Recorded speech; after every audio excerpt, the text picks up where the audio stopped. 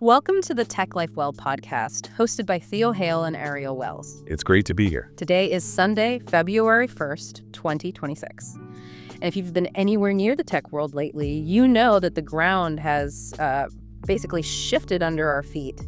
We're witnessing this massive transition. We're moving away from the generative AI we all got used to, back in 2024. Chatbots, yeah. Right, the chatbots that could write a limerick or summarize a long email.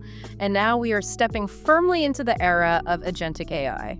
That's exactly right. And to be clear, this isn't just about software that talks anymore. No. We're talking about systems that plan, systems that use tools, and systems that actually execute goals. We aren't looking at chatbots, we're looking at autonomous teammates. Right, and our mission for this discussion is to really figure out what that shift means for us. We want to explore how software is moving from being a tool we pick up like a hammer or a calculator to becoming a coworker that sits alongside us. And we're also going to tackle a specific, maybe slightly mind-bending mechanism that's driving this called recursive self-improvement. It really is a fundamental change in our relationship with technology. It's less about use and more about, collaboration. So let's unpack this. We keep hearing this term, agentic AI, everywhere. How is that actually different from the AI we were using just 2 years ago? I feel like for a lot of people, it still just looks like a text box on a screen. Visually, it might look similar, but under the hood, the difference is massive. Okay. The best way to frame it is the difference between being reactive and being proactive. If you think back to the AI of 2024, it was largely reactive. Right. You gave it a prompt and it responded. It was like a very smart encyclopedia that only spoke when spoken to. Right. It just sat there and waited for you. Exactly. But the AI of 2026 is proactive. Agents don't just wait for a prompt, they pursue goals. They have an objective and they figure out the steps to get there. So instead of me treating it like a search engine and saying, write me an email, I'm saying, get this project managed or plan this trip, and it figures out the 10 steps required to do that on its own. Precisely. It breaks the goal down into tasks and then executes them one by one. Wow. And this isn't just, niche tech for Silicon Valley startups anymore. We're seeing adoption scaling rapidly. According to recent data from McKinsey, the tech sector is leading the charge. Of course. About 24% of companies are using these agents in software engineering. But what's really interesting is that insurance and healthcare are following very, very fast. Why insurance and healthcare? I mean, those industries are usually dinosaurs when it comes to tech adoption. It's because they're so data heavy and process heavy. Insurance companies are using agents for marketing and sales, basically parsing thousands of potential customer profiles. Okay, that makes sense. And healthcare is adopting them for knowledge management, helping doctors sift through millions of pages of research to find a diagnosis. Okay, I get the concept, but mechanically, I'm trying to picture it. I need to see the gears turning. A text model is just predicting the next word in a sentence. How does it suddenly click a mouse or a query, a database? Is there like a bridge we aren't seeing? There is, and that bridge is called function calling, or sometimes you'll hear tool calling. Okay. We have some documentation from OpenAI that explains this really well. Imagine you ask an AI, what's the weather like in Paris? In the old days, 2023 or 24, the AI might just hallucinate an answer or say, I don't know, I'm just a text model, I don't have eyes. I've seen that a million times. Exactly. It was trapped in its own training data. But with function calling, the model doesn't just guess. It creates a structured request. A structured request. Think of it like a very specific order form, usually a JSON object, just a block of code that machines can read. It sends that order form to a weather API. It effectively calls the tool. Oh, okay. The tool sends back the raw data, it's raining in Paris, and then the AI translates that back into human language for you. So it's like the AI has been given a utility belt. It realizes, I can't answer this with my own brain, so I'm going to reach for the weather tool or the calculator or the stock ticker. That's a perfect analogy. And it goes much further than weather. The OpenAI source mentions examples like executing code or even pulling a daily horoscope. Right. But in a business context, it means the AI can query a corporate database, update a customer record, or process a refund. It has hands now. Let's look at a real-world example because that makes it concrete. I was reading about HPE, Hewlett-Packard Enterprise, in a report from Deloitte. They built a system called Alfred. Oh, Alfred, yeah. And honestly, the problem they solved is something I think every single office worker relates to. Oh, absolutely. Alfred is a fascinating case study in agentic workflow. It was designed to help with financial reviews. Okay. Now, normally, a financial review is a painful, time-consuming process. You're pulling data from 3 different systems, you're wrestling with spreadsheets that crash if you even look at them wrong. And you're drinking way too much coffee. I've been there. It's the kind of work that just burns people out. It's repetitive, but the stakes are so high you can't make mistakes. Exactly.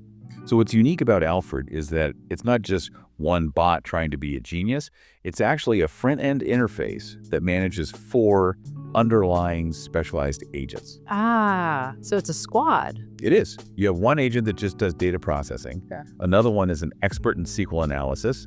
One is specifically designed for building charts, and another for reporting. So it's not a Swiss Army knife. It's a toolbox with specific tools for specific jobs. It is. And the key insight here is that it transforms what used to be a manual, grinded-out process into an automated workflow. The human is still there, but they aren't copying and pasting cells anymore. They're reviewing the strategic output that Alfred produced. See, that specific detail, the fact that Alfred isn't one bot, but a squad, that feels like the blueprint for the whole industry right now. It is. We need to talk about this move from the God model, one giant AI that knows everything, to these teams. I'm seeing terms like swarms and multi-agent orchestration everywhere. That is the dominant trend for 2026. If you look at the research on recursive self-improvement, they define a very specific architecture for the enterprise. You typically have 3 main roles. Okay. First, you have the orchestrator. This is the project manager. It takes your vague request, launch a new product, and breaks it down into 1,000 little tasks. That's the boss. Got it. Then you have the workers. These are specialized, like the SQL agent in Alfred, or the legal compliance bot, or a coder. Right. But then, and this is maybe the most important one, you have the verifier. The verifier, what does that do? It's the critic. Its only job is to check for errors. And this is crucial because it prevents the agents from hallucinating or going off the rails. That makes sense. IBM is even predicting the rise of super agents that operate across your entire digital life. Your browser, your code editor, your email, orchestrating these little workers without you having to constantly switch tools. I love the idea of a verifier. It's like having a built-in editor or a compliance officer sitting on the digital shoulder. There was a great example of this team approach in the Anthropic report with a company called Fountain. They deal with high-volume hiring, right? Right. Fountain is a frontline workforce management platform. So, I mean, imagine the chaos of trying to hire thousands of delivery drivers or warehouse workers at once. Yeah, that's a nightmare. They used what they called a co-pilot to orchestrate sub-agents. So one agent handles screening candidates, another handles document generation, another one checks background info. Okay. By using this swarm approach, they cut the staffing time for a fulfillment center from weeks to under 72 hours. Wait, hold on. From weeks, 72 hours, that is just wild. But I have to ask, what happens to the humans who used to do that screening? Is this just replacing the HR department? It's a valid question. In Fountain's case, it really allowed them to scale. They couldn't physically hire that many people that fast with just humans. Right. But yes, the role changes. The human becomes the orchestrator of orchestrators. You aren't reading resumes anymore. You're monitoring the system that reads resumes to make sure it's being fair and efficient. Okay, here is where it gets really interesting and maybe a little sci-fi. We need to talk about recursive self-improvement. The acronym is RSI. Right. When I hear that, I picture a robot opening up its own head, soldering its own chips, and becoming super intelligent overnight. Is that what we were talking about? Ideally, no, or at least not in the Hollywood sense of it. We need to clarify this because the term gets thrown around a lot. Okay. According to the next-gen AI source, there's theoretical RSI, which is the AI rewriting its own source code. That is extremely rare, incredibly risky, and mostly theoretical right now. So what's the reality? What we're seeing in 2026 is practical RSI, which means engineering loops. The AI improves its performance by analyzing its own output and refining it. Okay. There is a fascinating paper by Ando and his colleagues on noise to meaning. It describes a loop where the agent feeds its own output back into itself as input to learn. So it's talking to itself? That sounds like an echo chamber. Wouldn't it just get dumber over time? That is the danger, and they address it. But the paper proposes a specific threshold. They call it the information integration threshold. Yeah. They use the Greek letter gamma for it. Right. The theory is, if the system can extract more meaning from its own output than it loses in processing noise, it can trigger unbounded growth in its complexity. That Ando paper had this experiment with Llama 3 that I found mind-blowing, but I kind of struggled to wrap my head around the math. They compare stochastic decoding versus deterministic decoding. Yes, this is the absolute key to the whole thing. Let's break it down. Deterministic means no randomness. Okay. If you ask the AI a question, it always picks the statistically most likely word. It plays it safe. Okay, like a politician reading from a teleprompter. Very predictable, very boring. Exactly. And when they ran the experiment with that setting, they call it zero temperature, the AI's ability to improve just plateaued almost immediately. It converged after just 2 steps. It couldn't learn because it wasn't generating anything new. And the stochastic version, what's that? Stochastic means you introduce randomness. You introduce a little bit of noise. Think of it like a brainstorming session. If everyone in the room just agrees with the boss, that's deterministic. It's safe, but you get zero innovation. But if you have someone in the room who throws out wild ideas, some might be bad, some might be crazy, that's the noise. And suddenly one of those crazy ideas connects a dot that nobody saw before. Precisely. When they allowed that randomness in the Llama 3 experiment, the context, the amount of new information the AI was building, it grew linearly. It reached 218 tokens of new thought in just 10 iterations. So what does this all mean practically? It sounds like you need a little bit of chaos to actually learn or improve anything. You do. You need novelty. If the system is perfectly predictable, it just stagnates. This connects to the concepts of self-refining and react patterns we're seeing in the research. The model generates an answer, then it critiques its own answer, and then it refines it. And does that actually work better than just getting the answer right the first time? The stats say yes. The recursive self-source notes that a 3-agent pipeline generator, critic, verifier, reduces errors by 60%. 60%. 60%. It's that feedback loop that matters. Sure. The critic agent provides the necessary friction to polish the diamond, so to speak. That is a massive reduction in error. So we have these agents, they're working in teams, they're self-improving by talking to themselves. What does the landscape actually look like right now in February 2026? How is this changing the work we do? Well, software development is ground zero for this. The Anthropic 2026 Trends Report highlights the rise of long-running agents. Meaning they don't just work for 5 seconds and then stop. Right. They can work for days. There's an incredible example from Rakuten. They use Claude Code to implement a complex vector extraction method into a massive code base. We're talking 12.5 million lines of code. 12.5 million lines. I don't think people realize how big that is. A human brain cannot hold the context of 12 million lines of code. You'd spend weeks just figure out where the files are. Exactly. It would take a team of humans weeks just to map the dependencies. The agent did the implementation in 7 hours of autonomous work and achieved 99.9% accuracy. 7 hours. That just changes the definition of an engineer. You aren't typing code anymore. It does. The report calls it the full stack evolution. Engineers are shifting from being implementers, the ones typing the syntax, to orchestrators, the ones architecting the system and managing the agents who do the typing. It's not just coding, though. The recursive self-source talks about agentic commerce. This is the zero-click retail concept. This is huge for anyone in business. The idea is that consumers will authorize an agent to find the best ergonomic chair under $500. The agent goes out, reads the reviews, checks the specs, and actually buys it. The human never even visits the website. Hold on, though. That sounds convenient for me, the shopper. But if I'm a brand, that sounds like an apocalypse. How so? If the agent makes the decision based on raw data, my flashy logo, my expensive website design, my emotional storytelling, does that just not matter anymore? Does the whole marketing funnel collapse? It essentially collapses, or at least it changes completely. Yeah. Retailers are already seeing about 12% of their traffic coming from answer engines rather than traditional search. Wow. If your product isn't optimized for an agent to find it, if your data isn't clean, you might as well be invisible.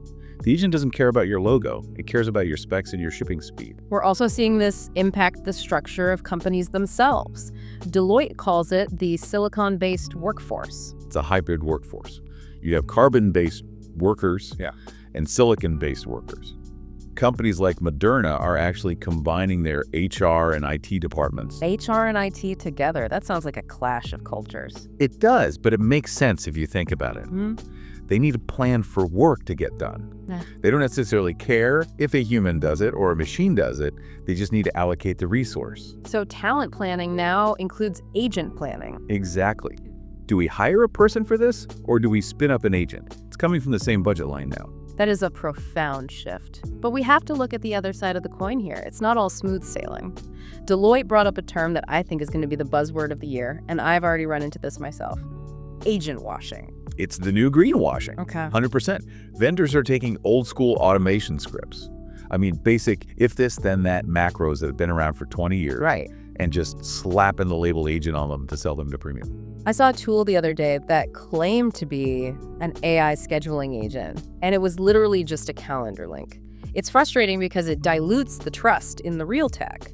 And sometimes it results in what they call work slop, right? Work slop is a great term. Yeah. It refers to poorly designed agents that actually make processes less efficient. They generate noise, they get stuck, and then humans have to spend more time fixing the agent's mess than if they had just done the work themselves in the first place. And there are some serious technical hurdles, too. Oh yeah, there's an Yeah. agentic reality gap. Yeah. A lot of our legacy systems, old databases, mainframes, and bank basements, they were not built for agents. They don't have APIs, they aren't structured.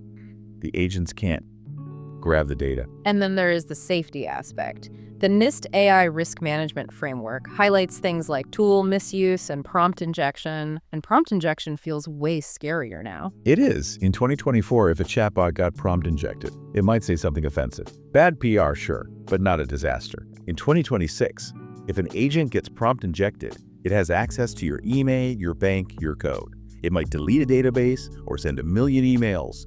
The stakes are infinitely higher when the AI can take action. And going back to that Ando source, there is another risk called model collapse. This happens when AI trains only on its own data. It's like making a photocopy of a photocopy of a photocopy. Okay. Yeah. Eventually, the image just turns to sludge. If an agentic web is flooded with AI-generated content and new models train on that, they lose touch with the nuances of human reality. They degrade. You need that external novelty human input to keep the system healthy. The Ando paper also had an open conjecture about divergence, and this ties right back to that gamma threshold we talked about earlier. This is the big mathematical risk. The conjecture states that any scalable self-improving system needs an external throttle, a safety valve. Okay. If you don't have one, and the system crosses that information integration threshold, it could diverge. Diverge meaning runaway complexity. Yes, running away in logarithmic time. It becomes so complex, so fast, that we can no longer follow what it's doing. It's not necessarily evil, it's just incomprehensible. So where does that leave us? We've moved from chat to action. We have agents teaming up, checking each other's work, rewriting code, and shopping for us. We have, and the key takeaway isn't that we should stop it, it's that we need governed adaptation. We need to manage the loop. We can't just set these agents loose and hope for the best. We need human oversight, not just to check the work, but to provide the noise, the novelty, and the values that keep the system grounded. It's a partnership. We provide the direction and the creativity. They provide the execution and the scale. Exactly. We are the architects, they are the builders. Before we go, I want to leave you with a thought from that Ando research that's been sticking with me. Okay. If an AI agent's internal complexity can grow without bound just by feeding on its own meaningful output, are we approaching a point where we can no longer audit the thought process of our digital coworkers? And if we throttle them for safety, if we force them to stay simple enough for us to understand, are we intentionally capping their intelligence? That is the billion-dollar question. Are we holding them back or are we saving ourselves? It certainly is something to chew on. Thanks for listening. Follow Tech Life Well podcast channel for more helpful episodes.